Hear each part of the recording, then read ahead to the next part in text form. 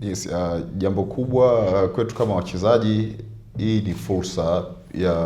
kupata testi mpya tofauti na ile ambayo tumezoea, kwa sababu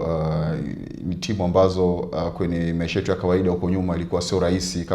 kama timu kama Tanzania tungeweza kufikiria kama tungeweza kuwa na hizo game dhidi yao za hizo timu za Ulaya. Lakini kwa hiki ambacho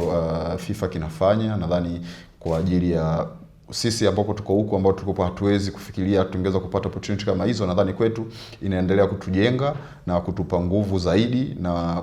kutufanya kwamba kile ambacho tunakiona kwa wenzetu kupitia television, namna ambavyo tunakuwa tunafanya analysis kwa kuwaona namna gani wanacheza na vipi wanakuwepo uwanjani, lakini kwa hivi karibuni tumekuwa sasa tunapata huo uzoefu physically ambapo tunacheza naye. Na hata kama ulivyosema, mara ya mwisho ambao tulikuwa tumeshiriki kule Azerbaijan, tuliona namna gani ambavyo wenzetu walivyo, lakini na sisi pia namna ambavyo tulifanya. Kwa hiyo